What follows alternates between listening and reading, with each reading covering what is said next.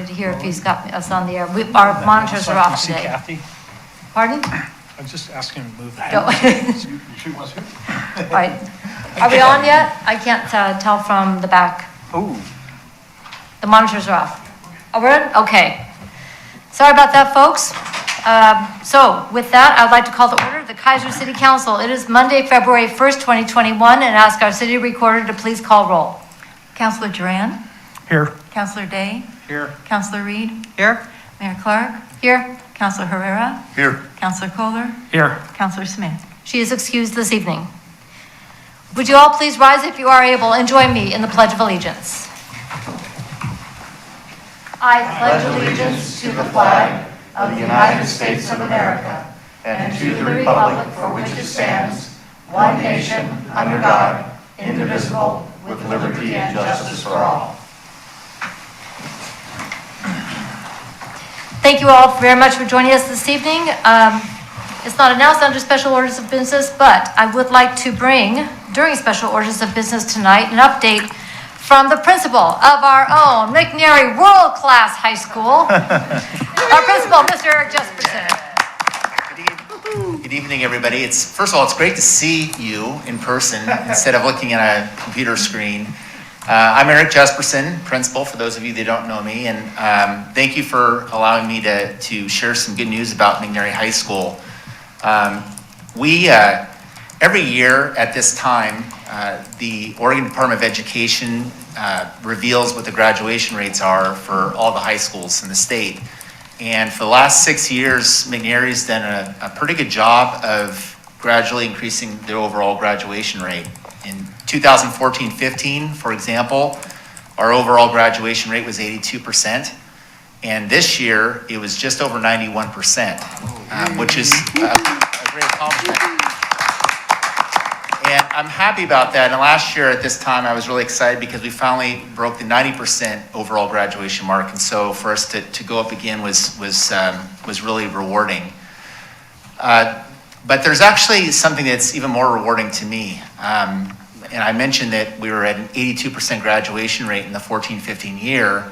But then if you break it down at our school, there were some pretty significant disparities among our students. For example, at McNary, we have a lot of different ethnic groups at McNary, but primarily we're a school that has white students and Latino Hispanic students. We have some other groups, but Latino students roughly make up 1/3 of our student population, and white students roughly make 2/3 of our population. McNary has about 55% of its students that are on free and reduced lunch, so Oregon Department of Education calls that underserved students, and we have 13% of our students that receive special education services. So some kids are dual identified, but if I might just share with you just a couple statistics I think we should all be proud of in our community. So of the 82% that graduated in the 14-15 year, our Hispanic Latino graduation rate, 4-year graduation rate is what I'm talking about, was 73%. Our underserved graduation rate that year, 6 years ago, was 76%. Our white population was 86%. And our SPED population, again, that's about 13% of our students, was 52%. And I could go back multiple years, which I have, and those numbers were pretty much the same year in and year out, with plus or minus 1 or 2%.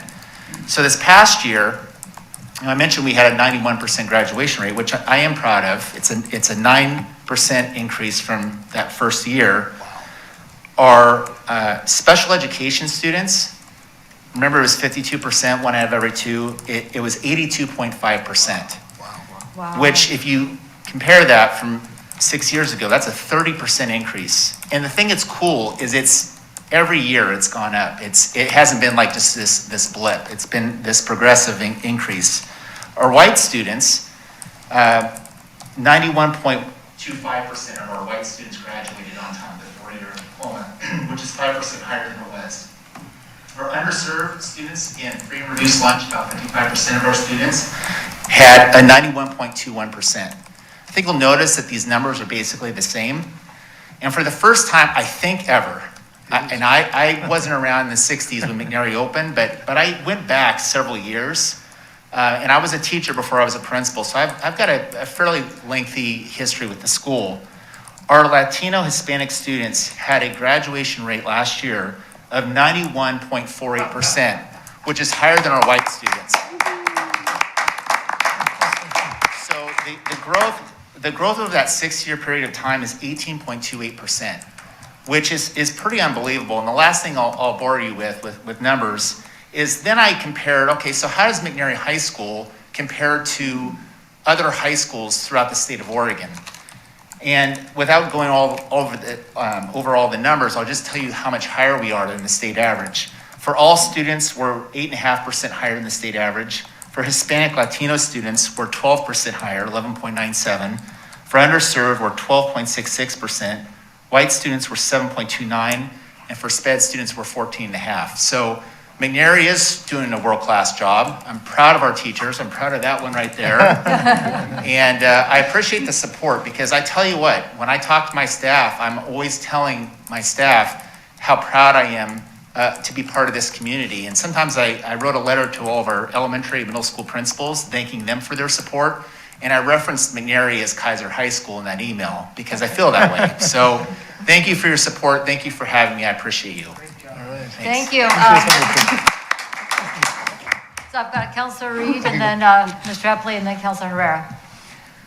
So, in terms of what our students do after high school, we don't just graduate them and are done with them. How much did our kids earn in scholarship money last year? Oh, yeah. So last year we earned $10.2 million. Wow. And if you compare that to 5 years ago, it was 1.7 million. So that's an important statistic to talk about, is that it's not just about getting them a high school diploma, it's about preparing them for life after high school.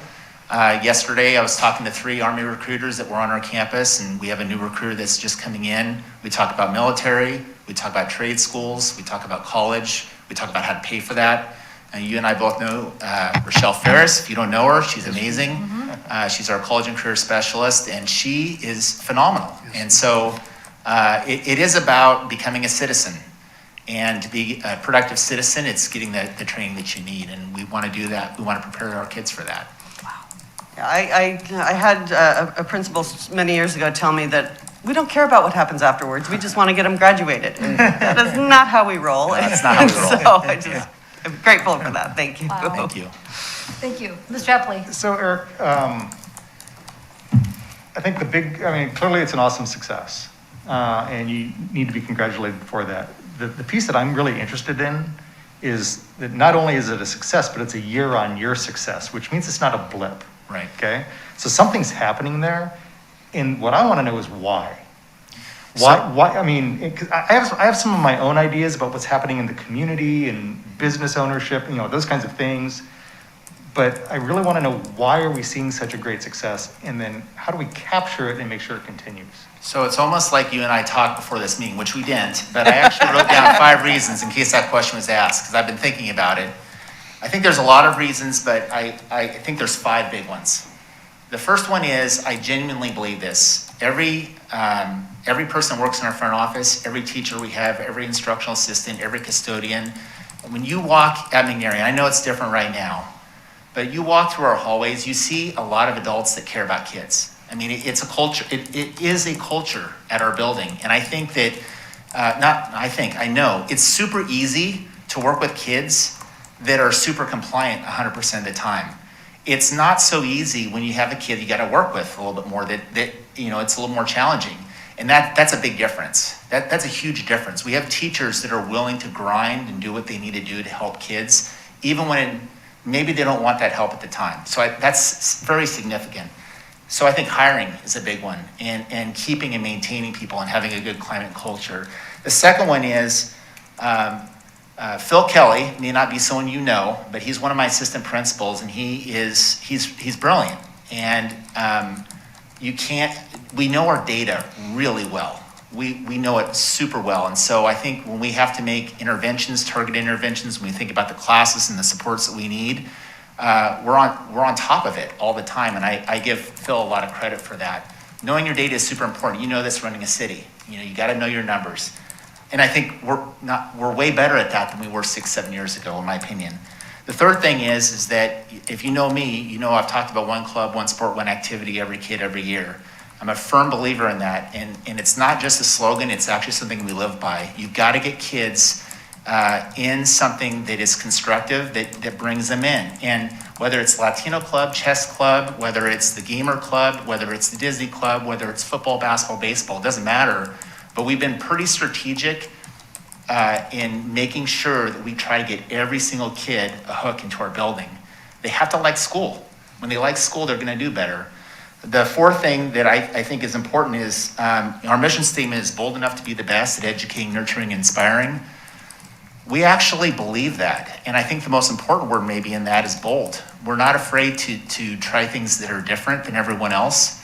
I know we're part of the same Keizer School District, but we actually try to be different than everyone else. It's kind of the Keizer way, I suppose. But part of that is that, if kids struggle with math, why do we keep on teaching them math the same way? Why not try to do something like geometry and construction where they're learning math and doing a skill? Why don't we try to do things differently with our SPED department? Because clearly it wasn't working years before. Our SPED department doesn't look anything like anybody else that I'm aware of. So I think that's important, that we're not afraid to try different things. And the last thing I'd say, Chris, is that we're extremely competitive. I think, Laura can attest to this. I'm more than happy to talk about how we are in comparison to everyone else. And I think that competitive spirit is actually a good thing. It pushes us. And I tend to believe that I love all of those answers. And I'll bet there are other pieces to the pie as well. There are. And I think when you start talking about home ownership, you start talking about families settling, being more successful, allowing their kids more opportunity. You don't have to come home right after school now so that I can go work my second job, et cetera, et cetera. So societally, I'd like to see what's happening that's causing this great success so that we can just make sure that it keeps happening. Yeah, I think, it's about relationships like everything else. Right. I think that there's an importance. I'm so glad that I have an opportunity to speak here today because I'm speaking to you and you're speaking to the rest of the community. I think it's important that our citizens in Keizer know that we are invested in them, that we aren't just here to collect a check, that we want to do a great job. We want to be world class. I mean, that is our motto. We want to be world class. We want to provide a world class high school. Good job. Yeah, thank you. Councilor Herrera, thank you for inviting Mr. Jesperson this evening. I think I was more excited than you were, but I tell you what, I just want to thank you, Eric, Mr. Jesperson. I call you Eric because I just we go way back. The day it's all when you good. showed up, and I've seen the changes, and coming from a grade school perspective, because I mentor in the grade school level, it's so exciting to kids that are looking forward to going to high school McNary because I credit you guys. I mean, the teachers are fantastic. They really are. And I can say it from firsthand knowledge. And the students feel like they belong and they feel like they're part of the community. And you guys make them feel that way. And the teachers, just everything you've done, Eric, in the last few years has been very, very exciting for us that really have watched it for many years. And I'm so grateful to you and the whole staff. But thank you for your leadership because you have the mindset and you have this whole aura about you about succeeding and world class, and you can see it. I mean, it's awesome. So I just appreciate it and thank you very much. Well, thank you. And you work at Kennedy with your KAL group, and it's funny that you mentioned that because I got an email today from Jesse Leonard, and I think that principal at Kennedy, and I think those sorts of things are really important. I mean, this is a success at McNary. There's no way we're not doing it. There's no way we could do it without amazing elementary and middle school partners as well. So it's a team effort. So thank you, appreciate it. Councilor Reed and then Councilor Day. Thank you, Madam Mayor. In addition, in terms of relationships and those relationships expand to the community as well. Whether it's Rotary or the Chamber or mentoring programs like the Latino in Action Committee or some of the mentoring programs that we have through the College and Career Center. Those kids are connecting with professionals in the community, and it gives them purpose. It gives them a sense of what's next, and we allow for that and encourage that and help them make those connections too. And again, that's part of the community that we're talking about as far as the 1-1-1, the one club activity. We expand that to the community, and I think that's part of what makes McNair unique as a, one-town high school. And Yeah. so I think that under your leadership, we've really been able to take advantage of those relationships as well. Well, thank you, and I can't wait for, the pandemic to subside a little bit. One of the things I'm really proud of every year is when we do the cleanup around here, and it's pretty easy to get a lot of our kids that are willing to pick up a rake and shovel and do what they need to do to make our community better. So looking forward to more opportunities very soon, for sure. But thank you. Thank you. Counselor Day? I wanted to follow up on what Mr. Epley was asking about why is the blip? And I think your humility is noteworthy. You may not remember me. My oldest boy was at the DLC there, Jess, and he's the only principal in 18 years that actually showed up to my son's IEP. He didn't show up once, he showed up 4 times. Wow. It blew me away. The first time I met him, he was there, and it showed me that he cared about my son, right? Other schools in Salem, I certainly didn't leave the IEP meetings feeling that way. But when I went to McNary, the very first IEP meeting, he was there. It starts from the top, and it starts with Mr. Jesperson.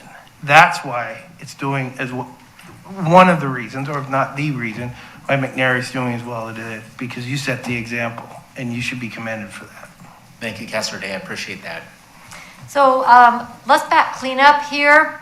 Talk to us about the next steps, because we know that McNary's not standing still and is just waiting to welcome students back in the newly refurbished high school. But it's more than just a makeover. You've got some new programs there that are raring to go. And if you haven't had a chance to tour the new career technical facilities in McNary, oh my gosh. And by the way, the new softball fields are gorgeous. Pretty amazing. Yeah, so 2 years ago, when we were in the initial design phase of the school, the bond, one of the specific elements of the bond was that we're going to put money into career and technical education. There's a lot of aspects to the building, but I want to focus on that one because it's exciting. So we tried to think about what are some new programs we could bring in to McNary that are going to be relevant for jobs moving forward.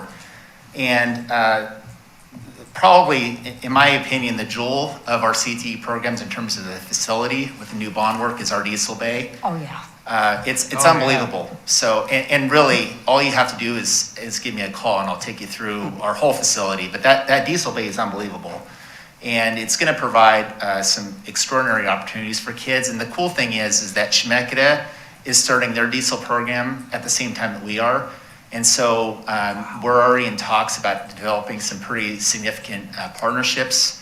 I mean, it's not set in stone, but I can envision students meeting a certain standard in the diesel program and instantly getting into Chemeketa's very competitive program. I mean, the wages right out of those programs are unbelievable. So that's exciting. Our digital media production, if you've had a chance to go to our website, we are trying to be more 21st century in terms of pushing out some videos to keep people up to date. I mean, those are all generated. Right now, it's more generated by a teacher, but it's set up to be generated by students. And so just, the PR world, the branding that we do, whether it's print branding or digital branding, all those spaces are new for us. And then not CTE, obviously athletics is a very important aspect to, our game plan as well. We have a brand new weight room that unfortunately we had to knock down our old weight room, just, the way things work with some walls moving. So we have a brand new weight room, open up the big doors and they go out to those softball fields that you're talking about. Math classrooms, it's just, it's pretty impressive. It really is. And, even the parking lot, I think, looks great, to be perfectly honest with you. Yeah, it really does.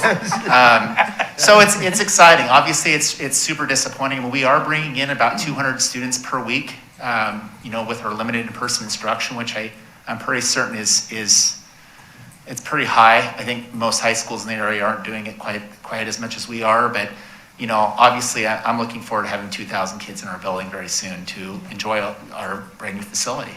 All right. Well, we'll look for world class to continue because that's what's happening and that's what's planned for, and it doesn't happen by accident. Thank you so much for coming tonight you. and sharing with us. Congratulations, go Celts.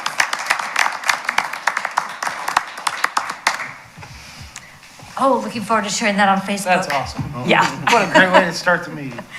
All right. If you feel good about 2021, that's why. We're just going to keep on rocking it. All right, let's go on then to committee reports. Item 5A is the Volunteer Coordinating Committee recommendation for appointment to the Keizer Points of Interest Committee. City Manager. Thank you, Madam Mayor. The Volunteer Coordinating Committee met on January 21st and interviewed Luis Castro for an opening on the Keizer Points of Interest Committee. The committee is recommending Luis Castro for position number 5 on the KPIC, term ending November 2023, and it is recommended City Council accept that recommendation. Thank you, Madam Mayor. Thank you very much. Are there any questions on the staff report? Councilor Reed. I move that the Keizer City Council accept the recommendation of the Volunteer Coordinating Committee and appoint Luis Castro for position number 5 on the Keizer Points of Interest Committee, term ending November 2023. Second. It's been moved and seconded that the Keizer City Council accept the recommendation of the Volunteer Coordinating Committee and appoint Luis Castro to the Keizer Points of Interest Committee. Any further discussion? Yes. I just want to let you know that Luis actually showed up to the meeting last week just to observe it. And what a pleasant young man. So Lisa was there. So That is great. we're excited to have him on board. That's one of my committees I met. So Well, thank you. We're excited to have also the next generation Yeah, be you able know. to get the baton and keep this great work going. Thank you so much. That's great. Any further discussion? All in favor, please signify by saying aye. Aye. Any opposed, please signify by saying no. Motion passes unanimously with one absent, Councilor Smith. Okay, that takes us then to public testimony. This time is provided for citizens to address the council on any matters other than those on the agenda scheduled for public hearing. We have 3 public hearings scheduled for this evening, which is the master plan amendment for Keizer Station Area D. So those who fill out the blue forms for Area D, I'm attaching them to the public hearing sign up. So you'll be called up at that point rather than at this point. Then item 7B, resolution authorization for supplemental budget, general fund, non-departmental resources and police operations, police vehicle outfitting costs, and resolution authorization for supplemental budget, interfund borrowing, transportation improvement fund, and general fund, police operations, police vehicle video system. And then item 7C, resolution authoring? I think it's supposed to be authorizing. Sole source procurement purchase of camera systems and software licensing for police department vehicles and motorcycles from WatchGuard. So if you're here to speak to any of those, you will be called up during those public hearings. And I have only 2 other blue sheets, and that's for Mr. Tavares and Mr. Bays. You are here for the issue around the order for the administrative action on McNair Youth Baseball. With council's permission, can we have those gentlemen come up when we bring that agenda item up? That's item 8A. Gentlemen, are you okay with waiting for that one? We'll have that conversation all together. Okay, I'm getting thumbs up from those 2 gentlemen. So we will put you into the queue for item 8A. Is there anyone else who would like to address the council this evening on any matter that is not on the agenda for public hearing? Don't all rush at once. Going once, going twice. All right. We will then go into public hearings. Open the public hearing for the master plan amendment, Keizer Station Area D. City Manager. Thank you, Madam Mayor. City Attorney. Thank you, Chris. Madam Mayor and Council, I get to read our quasi-judicial land use statement, then I'll turn it over to Shane Witham for the staff report. For those of you in attendance for the public hearing for the master plan amendment for Keizer Station Area D, the following is required notice under state law.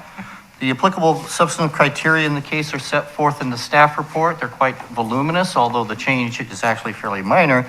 And we will proceed without a reading of that if there's no objection.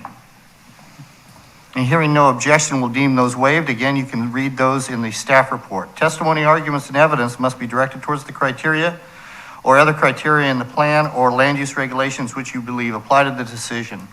Failure to raise an issue accompanied by statements or evidence sufficient to afford the council and the parties an opportunity to respond to that issue precludes appeal to the Land Use Board of Appeals based on that issue. For the applicant, the failure of the applicant to raise constitutional or other issues relating to proposed conditions of approval with sufficient specificity to allow the government or its designee to respond to that issue will preclude an action for damages in circuit court. For the council, now is the time if you have any declarations with regard to conflicts of interest, bias, or ex parte contacts with regard to this case. Hearing none, for the participants prior to the close of the hearing, you need to state any objections to bias, conflicts of interest, ex parte contacts, jurisdiction of the council to hear this matter, or on your opportunity to be heard. And with that, I will turn it over to Mr. Witham.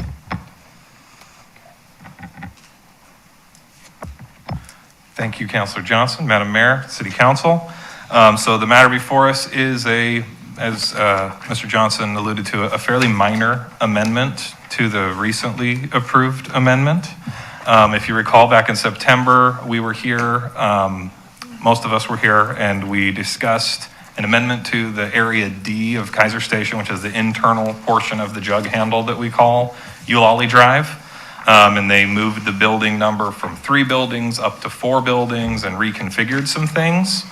Well, we're back with a new amendment, reducing the number of buildings from 4 back to 3, with a relocation of a fast food restaurant, Chick-fil-A, which is the applicant on this application, and they're wanting to move the building basically to the west side of that internal jug handle, primarily to allow for as much stacking in the drive-through line as they can accommodate, based on their other stores in the area. They want to put something in there that's going to work well. And so that's why we have the amendment that's before us.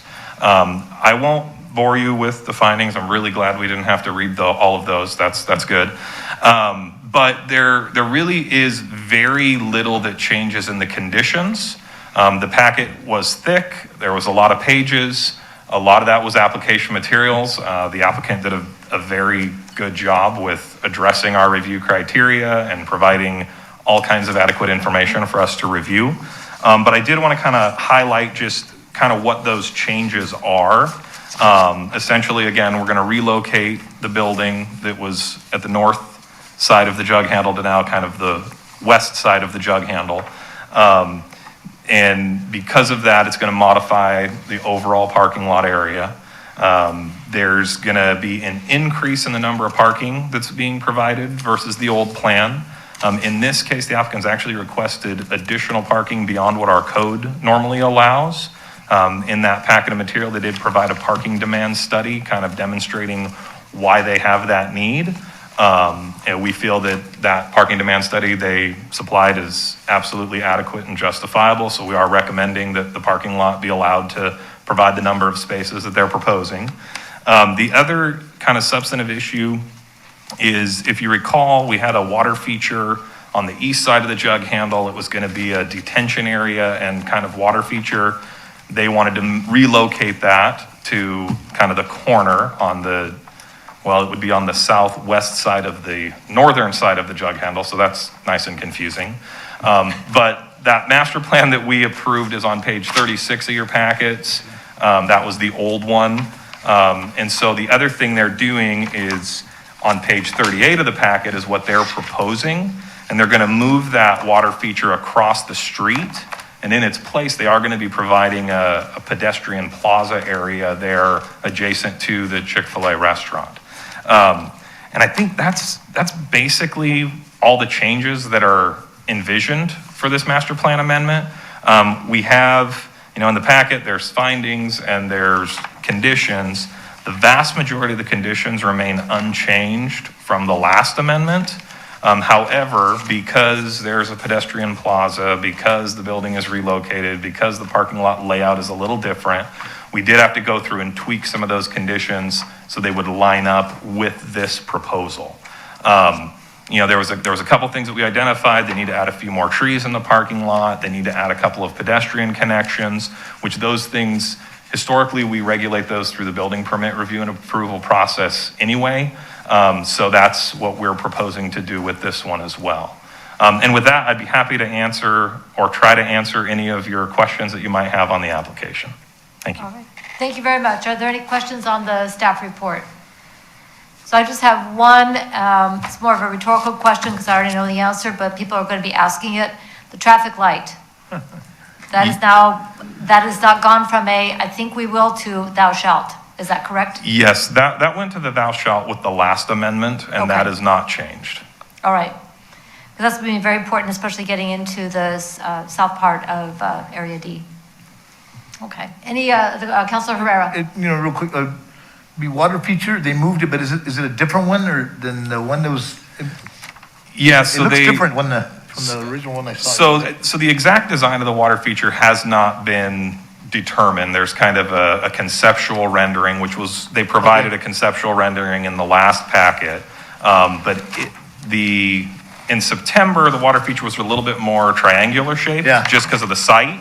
So in moving it across the street, there is in the current adopted master plan, that's called out to be kind of a sit-down restaurant area, and it's a little bit more lineal. So it will still be there. It's the same kind of square footage they were providing, but the design is a little bit different. And that there is a rendering in that packet.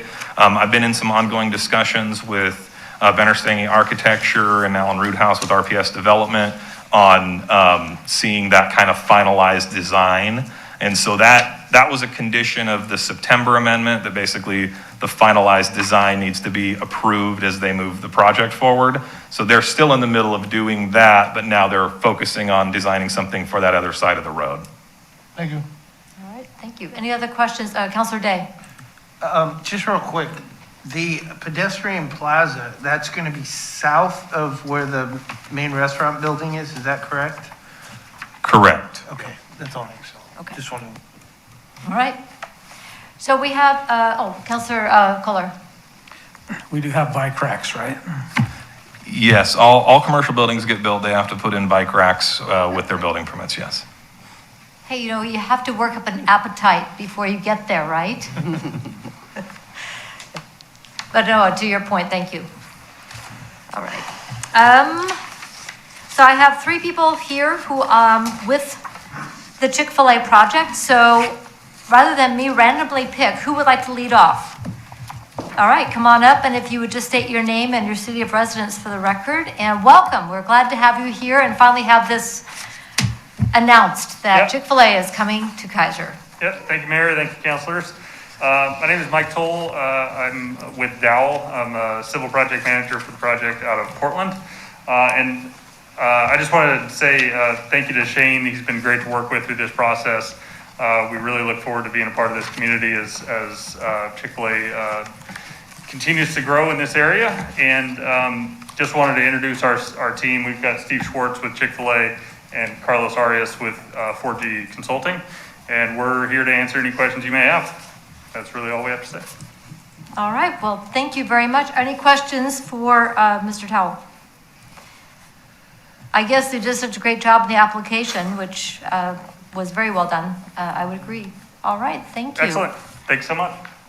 Who else would like to, let's see. Mr. Arias, do you want to come up and say hello, or do you have anything to add? You came all this way. Thank you for having us. We are excited to be here, and it'll be good to just love that site. It'll be good to see the jug handle portion continue to get developed. But thank you, and reiterate everything Mike said about working with Shane for, gosh, I think over a year now that we initially met, and very helpful and just navigating through the process. So thank you, and look forward to being here. All right. Thank you very much. Thank you. Mr. Schwartz. Good evening.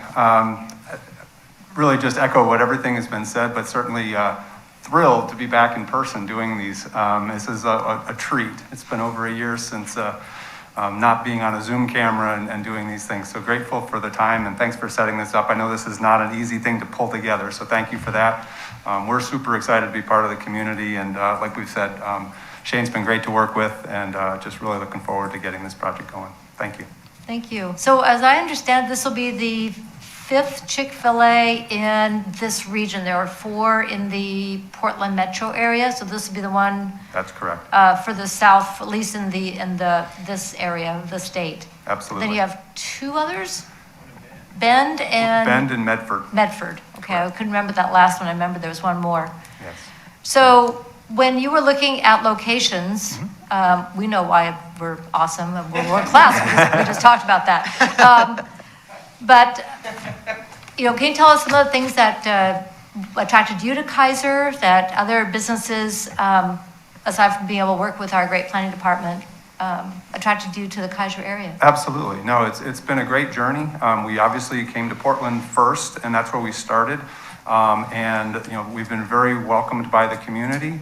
It's been a great opportunity for those operators and team members to grow and develop and give back to the community up there. So it's proven very successful as well. As we continue to grow and expand, obviously there's dots on the map as you move away from Portland, and Keizer is a prime example of that. Great commuting patterns and very business friendly. Just excited to be here. Really are looking forward to being part of the community. I was excited to hear what the principal had to say.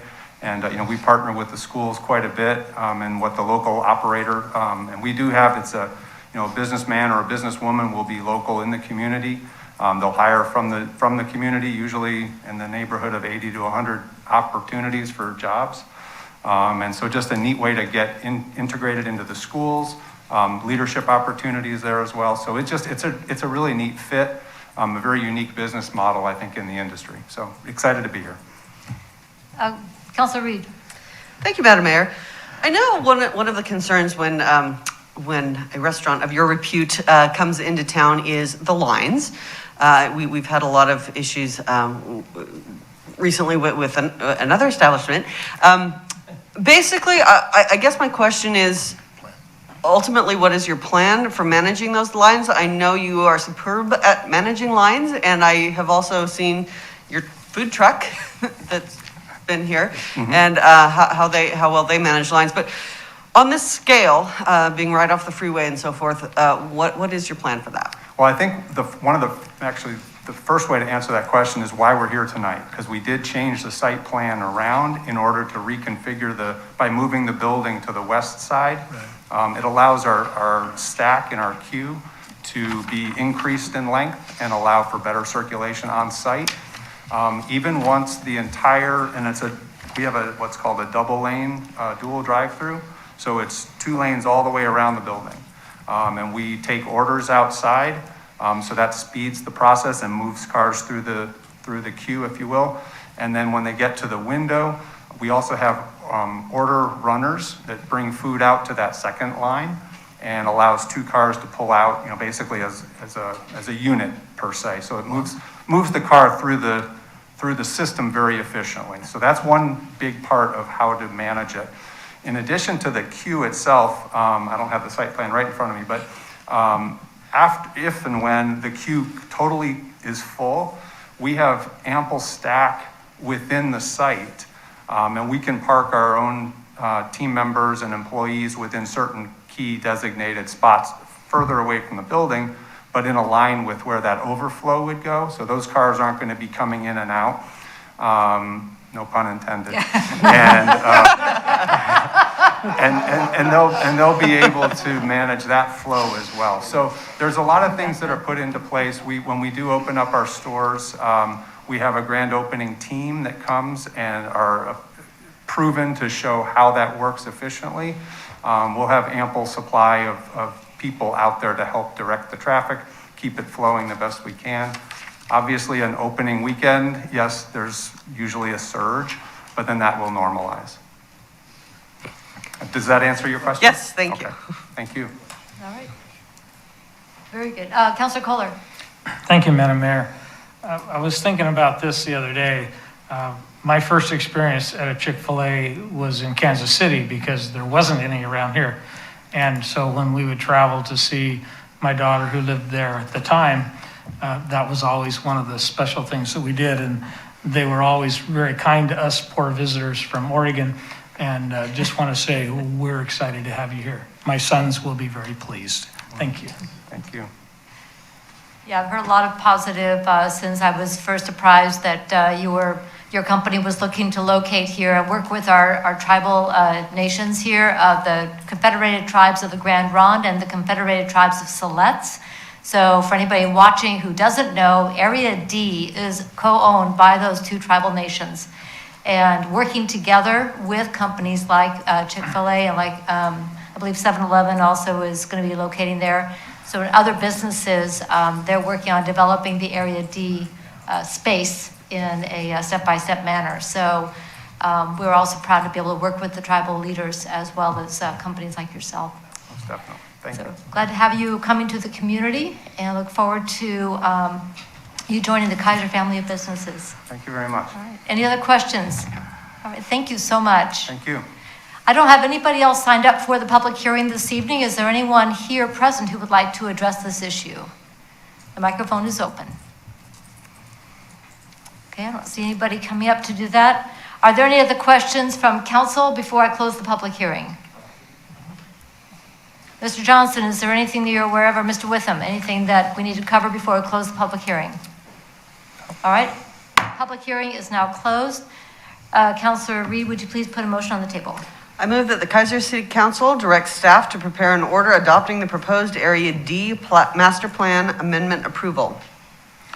Second. It has been moved and seconded that the Keizer City Council directs staff to prepare an order adopting the proposed Area D Master Plan Amendment approval. Any further discussion? All in favor signify by saying aye. Aye. Any opposed signify by saying no. Motion passes unanimously, 6-0 with one absent, Councilor Smith. All right, looking forward to moving forward with that. Thank you. We will now go to our second public hearing of the evening. Let me get back to my page 1 here. Oops, here. Come on, computer, be good. There you go, good computer. We have to talk nicely to our equipment or, it does weird things. All right, this will be item 7B, resolution authorization for supplemental budget, general fund, non-departmental resources and police operations, police vehicle outfitting costs, and resolution authorization for supplemental budget, interfund borrowing, transportation improvement fund, and general fund, police operations, police vehicle video system. City Manager. Thank you, Madam Mayor. Mr. Wood. Madam Mayor, City Council, I have 2 budget adjustments for you tonight to consider. The first is, I'm going to move this one a little hot over here. The first adjustment is to recognize $40,000 of additional working capital and appropriate that to provide appropriations for some police vehicle outfitting costs. To give you a little bit of a sign of the times, last year when typically we place orders to buy police vehicles in June or July, and we receive those vehicles in October, November. Last year we put our orders in, I believe it was July, and we thought we would get them on a regular time. We did not get the vehicles until May, so it was a significantly longer life cycle to get the vehicles in the door. Because it was due to model year changes at the Ford manufacturing plants. Because of that delay, we weren't able to do the outfitting during the previous fiscal year. So this supplemental budget is to move the appropriations from last year to this year. There is no net budget impact. It just is moving appropriations from one year to another. The second supplemental budget for your consideration tonight is implementing a new police vehicle video system. Unfortunately, this is a rather large adjustment, larger than I was hoping for. Video systems for police operations are rather expensive. This supplemental budget is to borrow funds from the Transportation Improvement Fund, which we have in excess of cash on hand. It's less expensive to do an interfund borrowing than to go outside and get a third party or a bank borrowing. So we get it at a significant reduction. So we'll move those funds from the Transportation Improvement Fund to the general fund. for the police operations, and we're going to be replacing the video systems in the cars and the motorcycles. I would really rather not do it, but we're kind of being forced into it due to the CJIS Criminal Justice Information System compliance requirements. Our existing video system is not compliant with Windows 7, or it is compliant with Windows 7, but not Windows 10. Because we have to be on Windows 10 to be compliant with the CJIS, we have to upgrade the video system to also be compatible with Windows 10. So it's kind of a chicken or an egg as far as what comes first. So with that, if there's any questions. All right, thank you very much. Are there any questions on the staff report? Oh, Councilor Johnson. Thank you, Madam Mayor. The chief informs me that the title should be changed when the motion comes on the first resolution.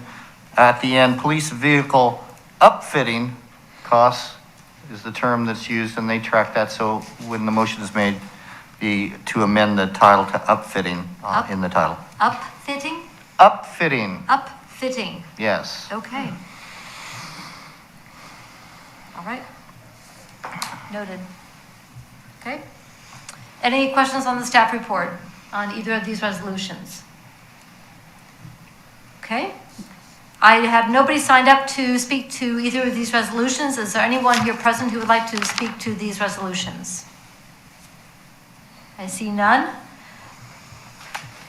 Is, Mr. Wood, any additional information prior to closing the public hearing? I have no additional information. Thank you. Okay. Mr. Johnson? No. Okay. With that, then I will close public hearing. Can we do both of these together, or would you prefer them separate motions? Separate motions, please. Sorry about that. Yeah. Councilor Reed. Thank you, Madam Mayor. I move that the Keizer City Council adopt Resolution R-2021, authorization for supplemental budget, general fund, non-departmental resources, and police operations, police vehicle upfitting costs. Second. It's been moved and seconded that the Keizer City Council adopt Resolution R-2021, authorization for supplemental budget, general fund, non-departmental resources, and police operations, police vehicle upfitting costs. All right, I'm going to make fun of that for a little bit because I've never heard of that word. All right, any further discussion? All in favor, please signify by saying aye. Aye. Aye. Any opposed, please signify by saying no. Motion passes unanimously with one absent, Councilor Smith. Okay, Councilor Reed. Thank you, Madam Mayor. I move that the Keizer City Council adopt Resolution R-2021, authorization for supplemental budget interfund borrowing, transportation improvement fund and general fund, police operations, police vehicle video system. Second. It has been moved and seconded that the Keizer City Council adopt Resolution R-2021, authorization for supplemental budget interfund borrowing, transportation improvement fund and general fund, police operations, police vehicle video system.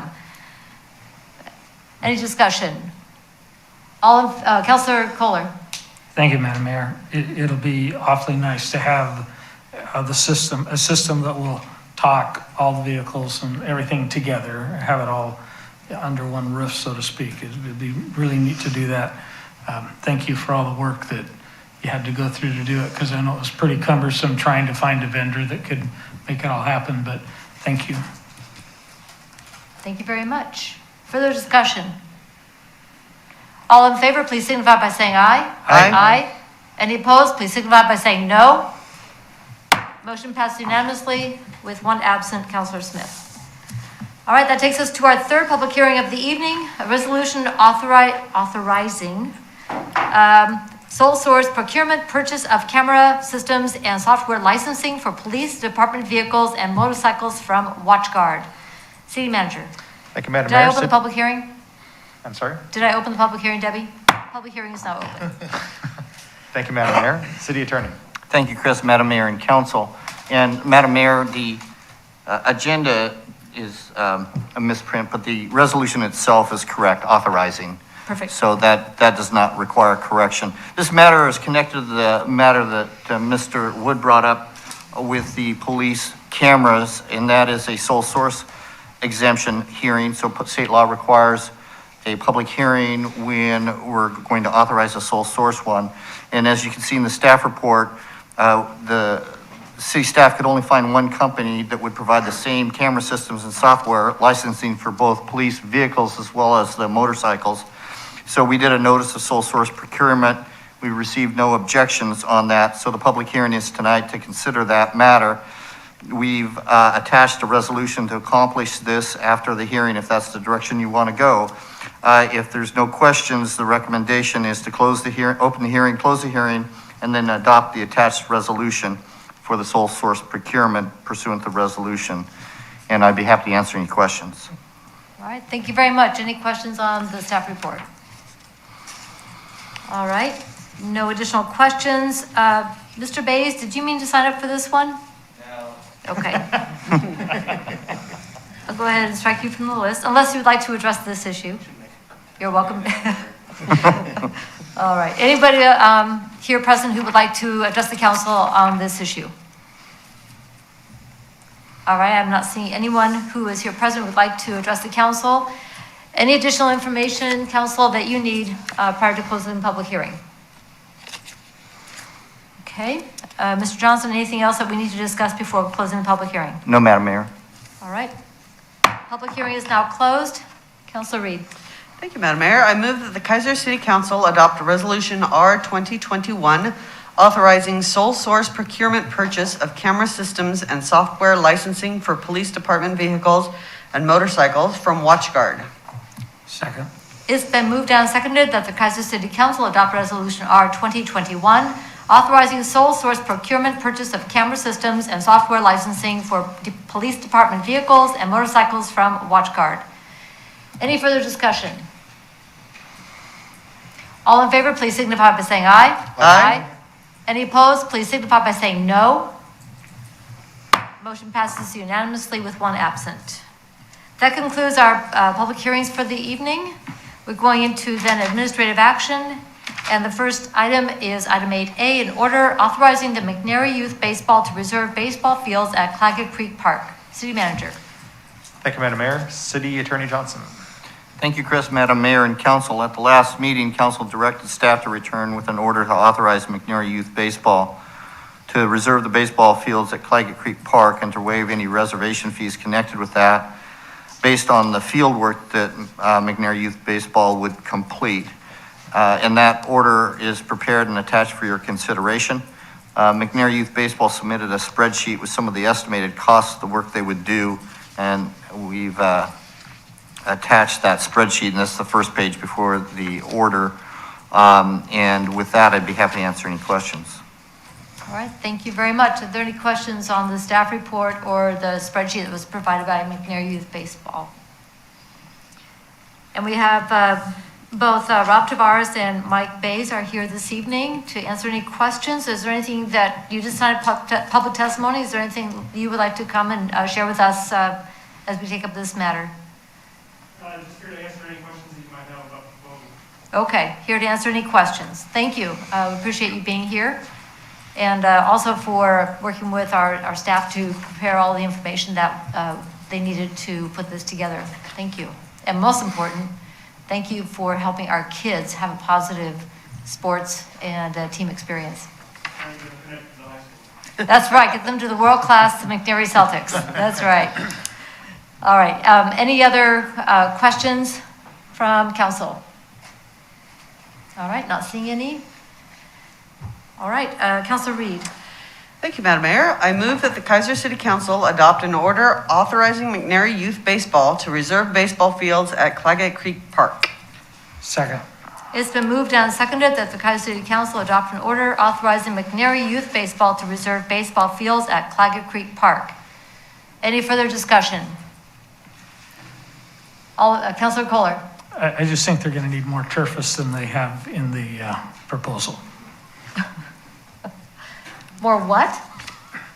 More turfus. It's a special product that you put around mounds and around the bases and around home plate. It's ornament. Soaks up water. It's great, yeah. We have a little bit on hand, so hopefully we don't need more than that. All right, well, you might need some more. But that would be a good problem to have, wouldn't it? Yes. Okay. Playing baseball would be good. Playing baseball, just getting the kids outside. Any parents wanting to get their kids outside right now? Yeah. I don't have any kids right now at home. My kids are all grown, but I know that outside was a good thing. All right, any further discussion? Okay, all in favor, please signify by saying aye. Aye. Any opposed, please signify by saying no. Motion passes unanimously with one absent. All right, as they say, play ball. All right, that takes us then to item 8B. Computer, take me back to page 1, please. Good computer. 8B. All right. 8B, order in the matter of an amendment of rates for franchise solid waste collection within the city of Keizer effective as of March 1st, 2021 and March 1st, 2022. City manager. Thank you, Madam Mayor. City Attorney Johnson. Thank you, Chris, Madam Mayor and Council. This matter is before the council on public hearing, and we've prepared the order for the new solid waste charges. Those would go into effect March 1, 2021 and March 1, 2022, and they're incorporated in the attached order. The previous order had a provision that allowed for what we quote unquote called a presumed rate increase amounts. That still would have had to come to council for public hearing. And since we're doing the rate increases at a more regular basis, I asked the franchisees if we needed to repeat that in the new order, and they indicated no, we did not. So I did remove that from the order. That language that was in the previous orders is no longer necessary, so we removed that. So the recommendation is to review this, and if appropriate, and you have no questions, adopt the order. And with that, I'd be happy to answer any questions.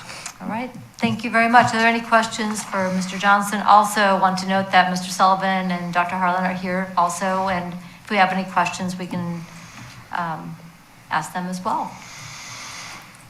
So one thing, I've had questions from people about why we are having these conversations more frequently with our garbage haulers, and that's because we asked them to. We, the city council, asked that we do this on a more regular basis, and city staff agreed that by keeping track of the costs of doing business, also the cost and the types of services provided on a more regular basis was more efficient, but also more flexible, given the change in the markets, and especially in terms of the recycling and so forth that happened rather rapidly over the last several years. So that was something that people were saying, well, they keep coming back. So yes, we wanted to keep current. We wanted to know what was going on because the markets have changed.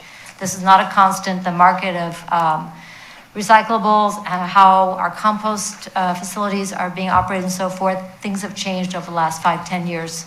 Am I correct, Mr. Sullivan? So I'm getting a head nod there that because things have changed, we have to be able to hear what's going on and then work with our franchisees to adapt appropriately in the best interest of the services to the people of Keizer. So I want to put that out there in answer to questions I was getting. Council, any questions for staff or for Mr. Sullivan or Dr. Harlan? All right, Councilor Reed, put a motion on the table, please. Thank you, Madam Mayor. I move that the Keizer City Council adopt an order in the matter of the amendment of rates for franchise solid waste collection within the city of Keizer, effective as of March 1st, 2021 and March 1st, 2022. Second. It's been moved and seconded that the Keizer City Council adopt an order in the matter of the amendment of rates for franchise solid waste collection within the city of Keizer, effective as of March 1st, 2021 and March 1st, 2022. Discussion. All in favor, please signify by saying aye. Aye. Any opposed, please signify by saying no. No. Motion passes 5-1, Councilor Day being the no, and then Councilor Smith being absent. Mr. Johnson, this is not like an ordinance where we have to have a second reading. Correct. Okay, so I just want to clarify that. All right, thank you very much. That takes us then to item 8C, location approval for the peace poles. And I see Pat Fisher is here too. City manager. Thank you, Madam Mayor. City Attorney Johnson. Thank you, Chris. Madam Mayor and Council, you may have remembered some discussion about the peace poles. They went to the Keizer Public Arts Commission, KPAC, who have recommended approval of the peace poles in several park locations, and I won't read through the different parks there. I think there's 4 or 5 parks. And the Parks Board made a motion to recommend that also. So the design was approved, and now it's up to council to approve the design. As pointed out by Ms. Fisher, that they've partnered with Keizer Rotary to pay the cost of the installation of the peace poles. Therefore, there's no cost to the city for the poles themselves or the installation. So the recommendation is to remove this matter, and if it's appropriate, make a minute motion to approve the peace poles as shown, with the exact location be determined by or approved by the Public Works Director or designee. And with that, I'd be happy to answer any questions. Thank you. Any questions? Councilor Kohler. Thank you, Madam Mayor. Who's responsible for any vandalism that might occur to the poles? Who's responsible for correcting any vandalism? Right, that was not discussed, so unless you want to have us enter into some sort of agreement, once we take those poles, they'd be our poles and we'd be responsible. Or we could just take them down too, so, I mean, it'd be like any other improvement in the public park. Thank you. Do we have any knowledge of any poles in any other parks where these have been placed to have any vandalism to them? But as far as any other cities that we're aware of? Ms. Fisher, she's raising. I haven't done any research in there, so no. Pat, do you have an answer? If you want to come up to the microphone, I want to, first of all, I want to welcome you here. Thank you for bringing us this project. And excited to be at this point. If you would just state your name and your city of residence for the record, and then help us with this conversation. Hello, I'm Pat Fisher of the City of Keizer. And so I've been here as the proponent of the project, but also as City Attorney was mentioning, I do want to clarify that I'm here as a member of a Rotary Club, and I've been partnering with the Keizer Rotary Club, and we have a steering committee. 2 of the members of the steering committee that I've been working with from Keizer, Principal Jesperson and Rotary past President A.J. Nash, are part of the steering committee along with Jeff Davis. So the 4 of us have been working as far as Keizer locations, how to approach this project, and will be involved in the installation. Part of what I did in developing this was contact other cities around that do have some of these poles. The city of Newburgh has more than 10 of them, and they have not had any issue of vandalism on their poles, nor any significant maintenance costs since putting them in the ground. So I was happy to hear that. Thank you for getting that information. Appreciate Yes, that. that's very helpful. And also, Pat, thank you very much for putting this project together. You've done a lot of work on it. I appreciate it. Mr. Johnson? Well, I was just going to follow up on Councilor Kohler's question. Unless we entered into some sort of side agreement, we would be responsible. As a practical matter, with things like this, we usually would probably, if there was a vandalism that occurred that was costly, we'd probably approach Rotary and see if they would be willing to either replace or repair the item. And if they wouldn't, and it wasn't in their program, which is understandable, they have limited funds and resources too, then we would just make a decision on whether to remove it or to replace it at that time, as like we would with any other improvement. And we've had, and I'm trying to think what it was, but several years ago we had some type of equipment that just kept getting damaged. I think it was some sort of plate. We just decided to remove it. We had to fix it too many times or whatever.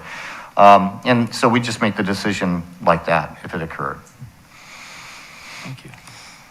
Thank you. And the materials this is made of, remind me, this pole is made of some extremely durable material, if I remember correctly. I'm looking at the picture and it looks like more of that material we use for fencing. It's a white, the ones that are in your picture, which are the ones we're proposing for this first group of poles, are white vinyl. Mm-hmm. It's like solid vinyl. So they wear extremely well. They're used for fencing, throughout our region. Mm-hmm. So I think that will also serve us very well.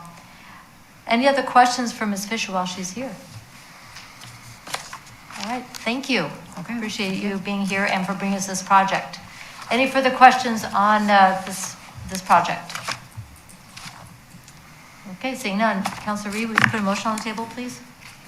Thank you, Madam Mayor. Based on the council decision, I move that the Keizer City Council, oops, sorry, that is not the right one. Up one. Okay, I move that the Keizer City Council approve placement of peace poles as shown in the listed parks with the exact location to be approved by the Public Works Director or designee. Second. It's been moved and seconded that the Keizer City Council approve placement of peace poles as shown in the listed parks with the exact location to be approved by the Public Works Director or designee. Discussion. And if people are wondering which parks they are listed, I'm going to read them off just because people are going to be asking. Keizer Rapids Park, Wallace House Park, Country Glen, PFC Ryan J. Hill Park are the 4 listed in the staff report. Did I get those correct? Okay, I'm getting a head nod. I got those right. Any further discussion? Councilor Herrera. And thank you, Madam Mayor. I just want to tell you guys, the ones at Keizer, where'd Pat go? She's over there. She's over there. Yeah. The one in Country Glen will be well taken care of. You've been watching it. That's right. All right, Councilor Day. I, for one, am excited about this. I think this is a neat project. I'm really genuinely excited about this. When I first heard it, I think Ms. Fisher came to council like last June or May or sometime, and I heard about it. I'm really, really excited. I'm glad I get a chance to vote on this. This is really neat. Thank you. Any further discussion? All in favor, please signify by saying aye. Aye. Any opposed, signify by saying no. Motion passed unanimously with 1 absent, Councilor Smith. Fantastic. Looking forward to that installation. So we will be informed when those go in, so we'll be able to, if we can't do something in person, we'll be able to do some virtual or photographic. All right. Thank you very much. Oops, come on, computer. That takes us then to item 8D, which is upcoming meetings. City Manager. Thank you, Madam Mayor. City Attorney? Thank you, Chris, Madam Mayor and Council. It's time once again to decide Zoom or not Zoom. That is And the I question. apologize for bringing this issue up, but because of planning purposes, we need to figure that out. At the last decision on that point, the council announced that the sessions, except for the February 8 work session, would be in person. February 8, next Monday's work session, will be a virtual Zoom meeting. The current declaration of emergency sunsets on March 2nd, day after our March 1 meeting.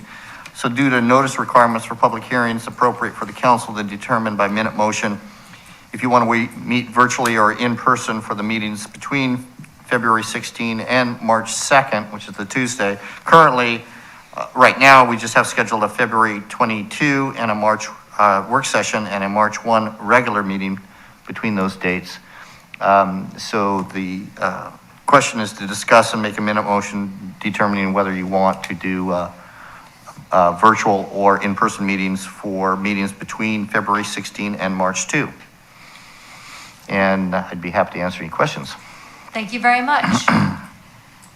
Does anybody have a compelling or a reason, doesn't have to be compelling, any concerns, feeling of discomfort, everything's okay? It's okay to say, I'm not okay with this. To continue as we're doing, or does anybody feel uncomfortable enough where they would recommend going back to Zoom? Okay, this is a safe space. If you go, this is really not working for me, it's okay to say so. I just want folks to know that, okay? And if anything does change, as I keep on reminding people, we will pivot on a dime, A, because we care, and B, because we can.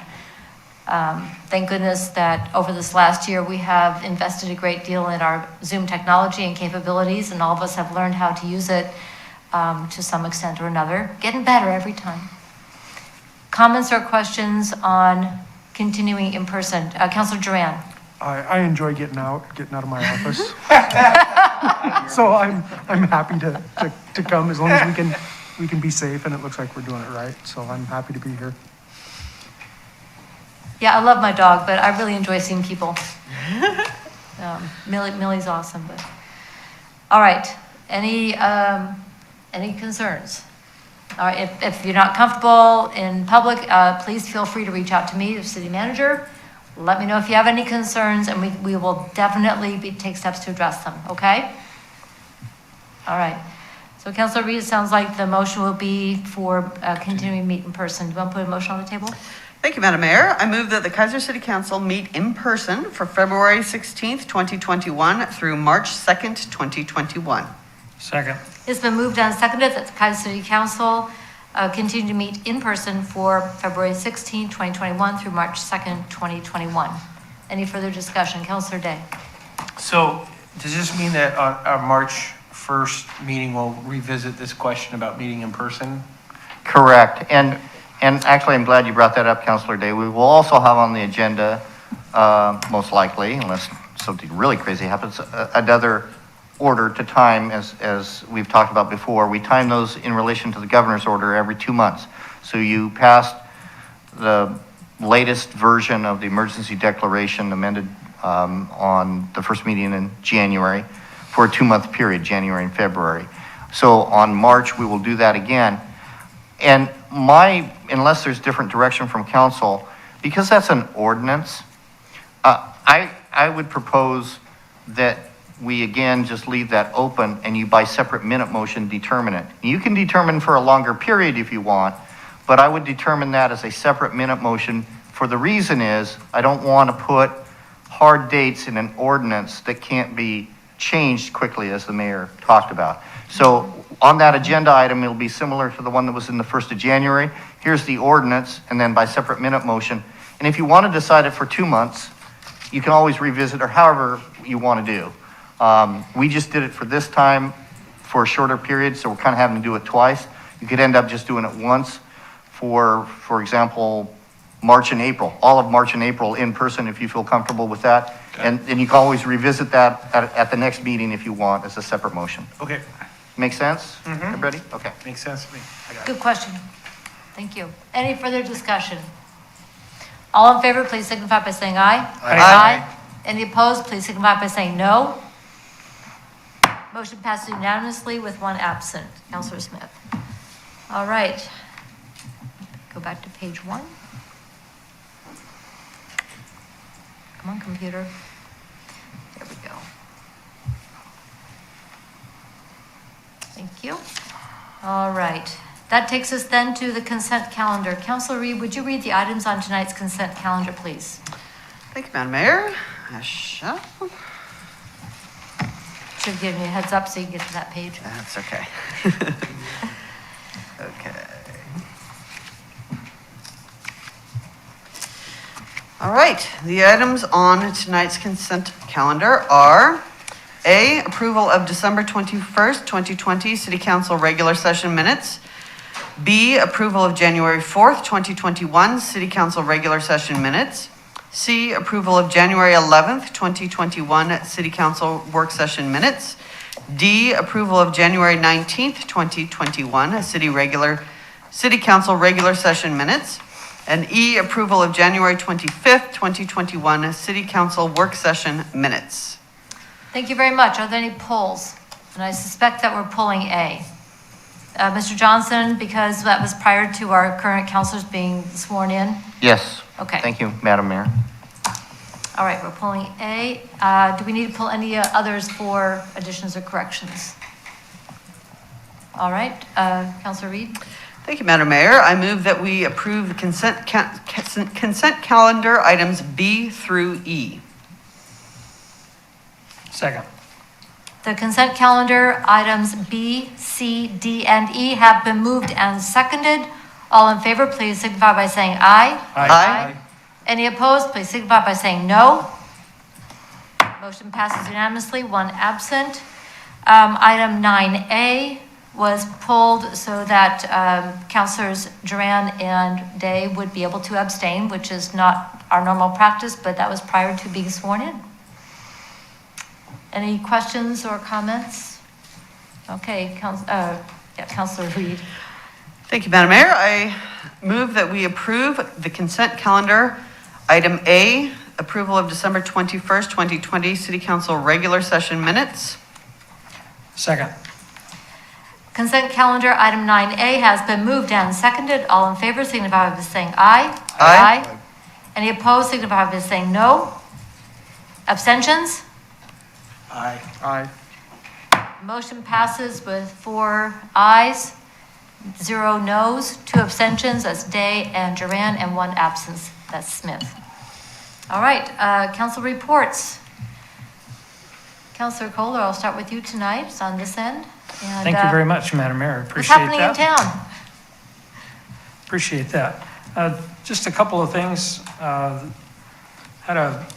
was part of a couple of different Zoom meetings. One, Councilor Herrera was on with me with Marion County to kind of review what's going on up the canyon and things.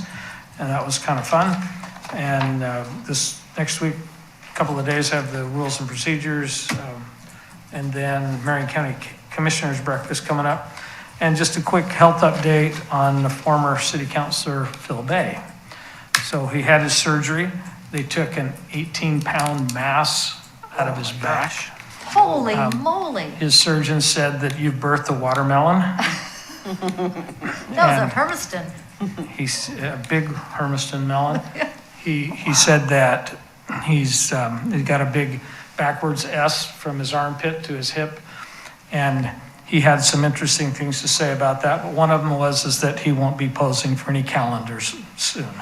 Well, please We wish him our wish his best. continued success in healing and best wishes for he and his family. 18 pounds. Holy moly is what I said to him. Oh my gosh. For the city council meeting on the 16th, we want to make sure that we put Mark Collier on the agenda. Okay. That's it. Sounds good. All right, so he'll be coming under special orders of business just to come in and talk about what's happening at the chamber. Just for the, so folks who are watching know, Mark Collier is serving what capacity right now? He is the interim director of the Keizer Chamber. He's a gentleman who's worn many hats in this community, so this is the latest. All right, thank you. Look forward to hearing from him. Thank you very much. Councilor Herrera. Thank you, Madam Mayor. I joined Councilor Kohler on the Marion Emergency Management. That was very interesting, very informative. Also, I want to shout out to Trevor Wenning for that great presentation he did for our work session. He does a great job on that, Chief.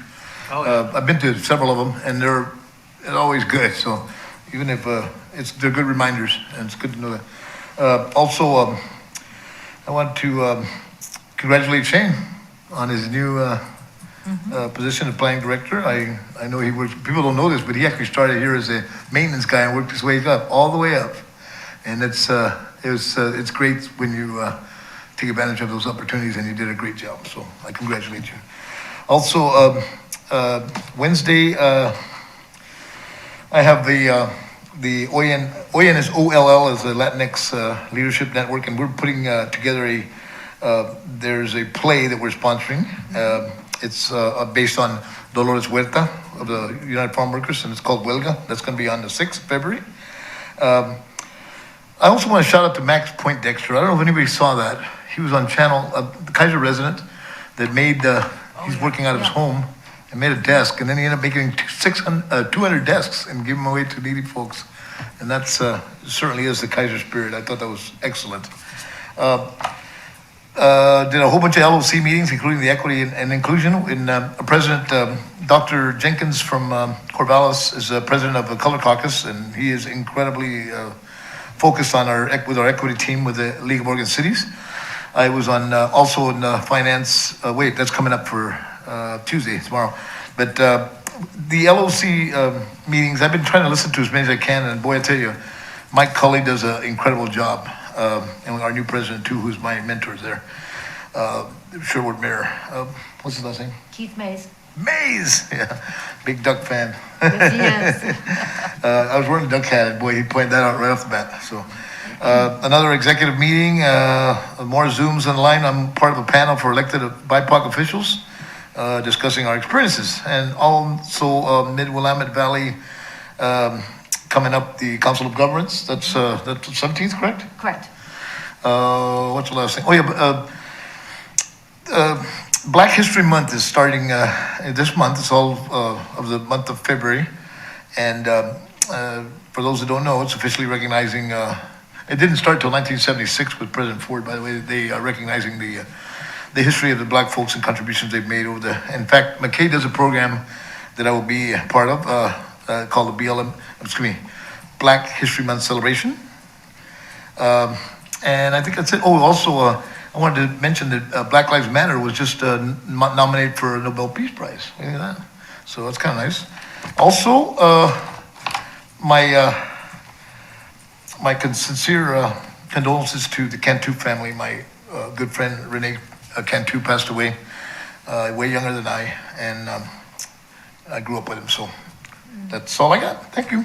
All right. Well, thank you very much. Thanks for that update. And I know League of Oregon Cities is very, very busy right now. Oh, yeah. With the legislative session. So everybody hang on. It's going to be quite a ride. Ma'am? Yes, please. I forgot to mention City Day, and that was very, Yeah. were you part of that? Yes. Anybody else attend that?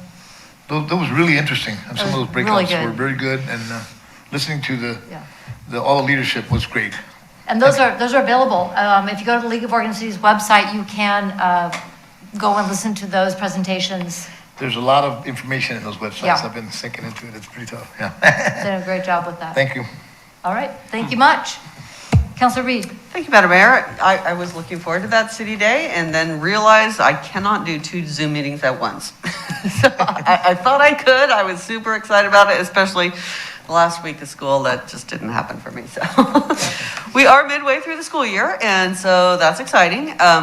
We are starting a new quarter this week. So and the district is sponsoring a 2-day event called Beyond, which is to help kids, again, get a feel for what's after college, high school. And so that will be interesting to take part of. I was excited to see that some private schools like Blanchette are starting to do some blended model, half in person, half online. And we hope to get there sooner rather than later. But all we can do is hope at this point. So that's exciting. I have a few Mid-Willamette Valley Homeless Alliance meetings coming up in the next couple of weeks. And so look forward to those and working on changing or updating the council rules, part of which is making sure these council reports are brief and to the point. So with that, I will be done. All right. Thank you very much. And thank you also for your service to our students. My pleasure. Appreciate it. Councilor Day. Thank you, Madam Mayor. Don't have a lot to report. Was busy with helping out our sister city up in the city of Detroit the last couple of weeks. Was on a conference call with the commissioners and other folks who are trying to help folks up the canyon. Actually drove through there for the first time this weekend. My son's 18th birthday. Happy birthday, Logan.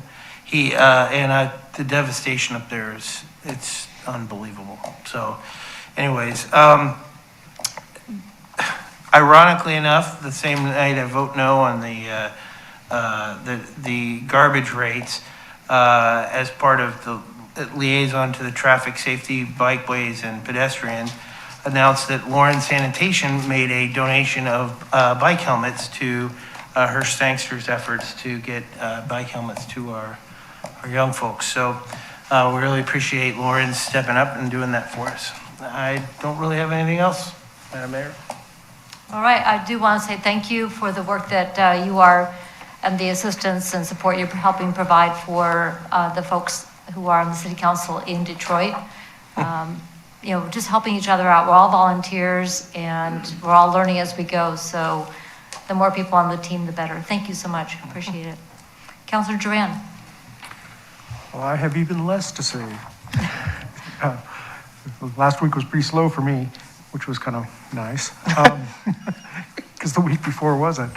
But last week, the Keizer Chamber did a Keizer Fest meeting, and that was really the only thing I was involved in.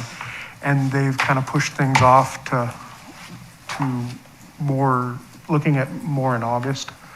But we're looking at all the different festivals and different things going on in that time frame and trying to work around them or work with them. So that's really, it's kind of a bummer that, we can't, even at this time, look forward to Keizer Fest earlier in the year, but we are bound and determined to do it as soon as we possibly can. So with the chamber and everybody else involved, we'll be looking at that and watching it closely. Okay. And thank you for keeping us up to date on that, and for the chamber to work hard on their community outreach as well. Appreciate that very much.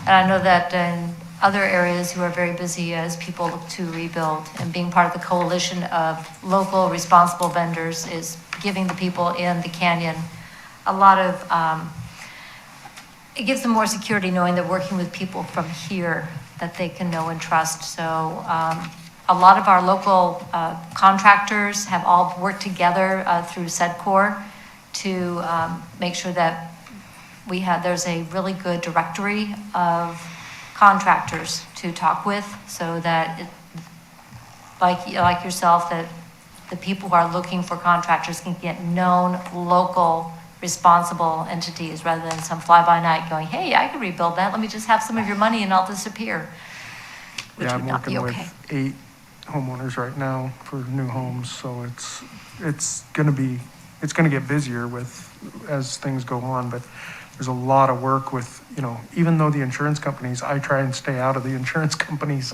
way, but there's a lot of insurance companies, they're still wanting information from contractors and getting help to get the people what they need to rebuild. So it's gonna be a long road, but it's getting started. Yeah. Well, I just saw that there were some trailers that were just opened up for families to move into. I think it was in Mill City, if I read that correctly. So some more families are now moving out of hotels and into some, small homes, and being able to move forward with their lives in that way while they look to the steps for rebuilding their actual permanent structures. So things are happening here, and I know in all of the communities around the state that is happening as well. Councilor Kohler? Thank you, Madam Mayor. It was interesting to know, to just add to Councilor Duran's report on the Keizer Fest, is if they had wanted to try to do it earlier, we couldn't get carnival equipment even booked. Right. So there were a lot of things that was impossible to have it come together, even if all the restrictions had been lifted. But it was interesting meeting to see all the challenges that were going on. Thank you. And that's good to know, because there's going to be some people going, well, how hard is it? A lot harder than you think. There's a lot of logistics involved. So appreciate everybody's flexibility there. I'm just going to add a couple of things that are happening. The Keizer Heritage Foundation Board got rescheduled from the 13th. We met on the 20th, and the roof that was damaged in the windstorm, working with the contractor and insurance on making any repairs necessary. Thank goodness it was a brand new roof, so that was able to hold up better than that old one would have. And then also all of the entities within the Keizer Cultural Center are still looking at how they can continue to provide services, Zoom classes for art. The library does curbside pickup for books, and the museum has gotten more and more of their information online. So look over on the website for the Keizer Cultural Center and support our local center. On the 21st, I did provide testimony to the Oregon Transportation Commission on the Aurora-Donald Interchange, joining with our partners in this region to encourage funding for a full build-out rather than a phased build-out of that interchange. It is currently undersized, very old, very dangerous, with backups occurring, especially southbound on I-5, clear onto the freeway. That's not a good situation for anybody. That's heavily used, and with the introduction of the Newburgh-Dundee bypass, it's even busier now than it was before. So in order to be safe and energy efficient and good for our trade in our community and for the traveling public, I encourage them to do it one and done. It's going to construction in 2023. At SCAS, the Salem Keizer Area Transportation Study, the work plan for fiscal years 21-22, fiscal year 21-22 has been released to the public for comment. So go to the Mid-Willamette Valley Council of Governments website to look at that plan and add your comment. The 26th, 27th, and 30th, a point-in-time count was conducted for the folks in our community who are experiencing homelessness. We did a 3-day event. The community that was led by Community Action Agency did a fabulous job, not only in helping people be trained, use the app that is available now for us to be able to get really good data. Again, data is going to help all of our agencies apply for grant funding, but also to be able to know what resources are needed by whom and where, because one size fits one when it comes to the needs of anybody, particularly some of our most vulnerable community members. On the 27th and 28th, I had the privilege of attending the Servant Leadership Conference, and one of the keynote speakers was, of course, this is via Zoom, was General Jim Mattis, former Secretary of Defense, and I'm enjoying his book right now on servant leadership. It is absolutely very, very powerful.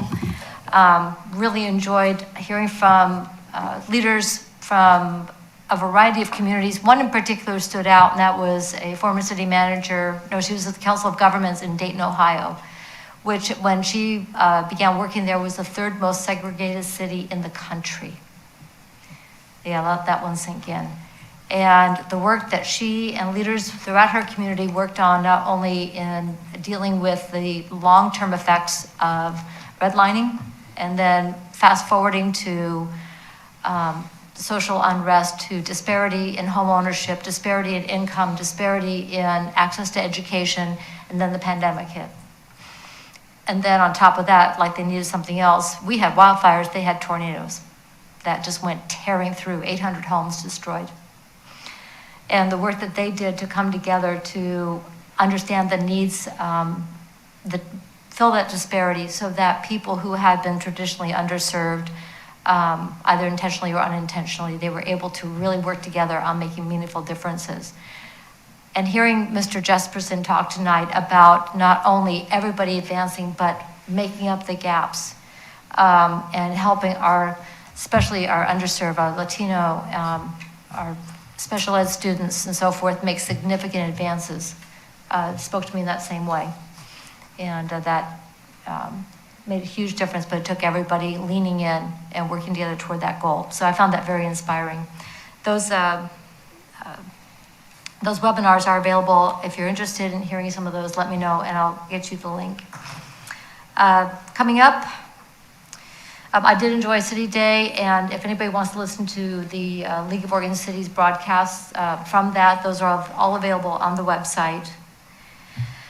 Coming up, we've got the Housing Alliance Executive Committee and then the full boards to talk about the work continuing for the grants coming up for housing and homelessness, and also for addressing the needs of veterans, students, and are chronically homeless in the community, and working toward providing more services. I think everybody saw the announcement in the paper about using the pavilion to house 100 people, and that is getting ready to open. So that is a huge step forward. It's going to be managed. They'll have on-site services, on-site security, so the people who go there, again, these are people who have had a lot of failures in life. A lot of people fail them, a lot of vulnerabilities.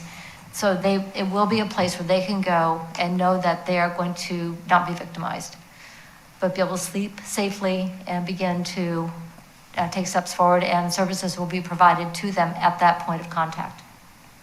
Very excited to be able to add that service. Then on the 10th, I will be addressing the Mid-Willamette Valley Realtors Association along with Council President Smith, talking about housing issues here in Keizer, and I'm excited about the conversations that we're having community-wide on this issue in a positive manner. On the 17th, thank you, Councilor Herrera, for bringing this up, is the annual meeting for the Council of Governments.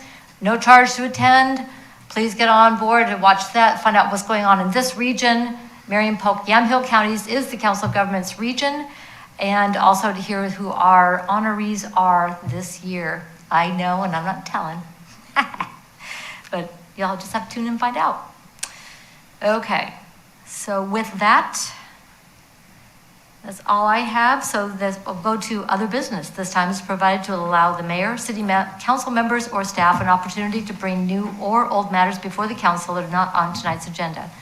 City manager. Thank you, Madam Mayor. I'm going to mention that my daughter also had a birthday last week on Thursday.